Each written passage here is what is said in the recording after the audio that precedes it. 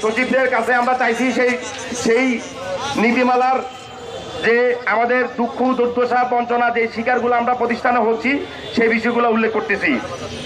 মাসিক বেতন প্রদান ও দ্রব্যমূল্যের ঊর্ধ্বগতিতে ন্যূনতম বেতন 30,000 টাকা নির্ধারণ এবং বাৎসরিক 10% হারে বেতন বৃদ্ধিকরণের হারে বাড়ানোর জন্য উৎসব ভাতা, বৈশাখী ভাতা, ঝুঁকি ভাতা, অধিকার ভাতা, চিকিৎসা ভাতা, বাড়ি ভাড়া ভাতা ও শিক্ষা ভাতা চালু করতে হবে।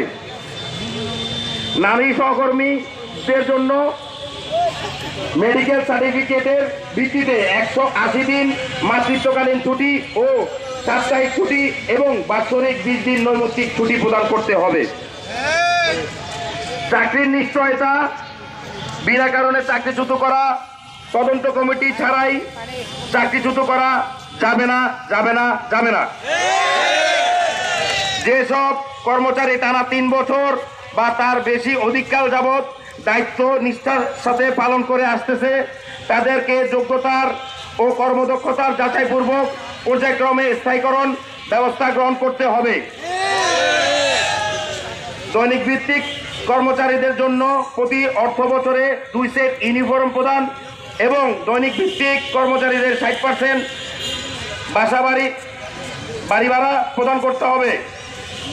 দৈনিক ভিত্তিক কর্মচারীদের অবাধ ট্রেড ইউনিয়ন আইনি সুরক্ষা নিশ্চিত করতে হবে। চাকরিচ্যুতদের নিয়োগ প্রদান ও কর্মঘণ্টা নির্ধারণ এবং অতিরিক্ত কাজের জন্য অধিকার ভাতা প্রদান করতে হবে।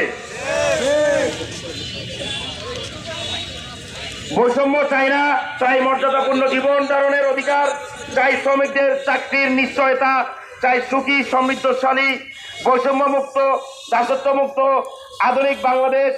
যদি অধিকার চান তাহলে আমাদের এই সমাবেশে সবাই একত্র হয়ে আমাদের সাথে হাতে হাত মিলিয়ে কাঁধে কাঁধ মিলিয়ে স্লোগানে বাংলাদেশ দৈনিক মজুরি জাগরণ সৃষ্টি করে এই সচিবদের এই আমলাদের তাদের কানের পর্যন্ত পৌঁছাইতে হবে। এবং আমাদের আজকে দুপুরে ইনশাল্লাহ যদি আমাদের জনবল পারফেক্ট থাকে ইনশাল্লাহ আমাদের আরো বিশাল কর্মসূচি আছে। সকলকে ধন্যবাদ।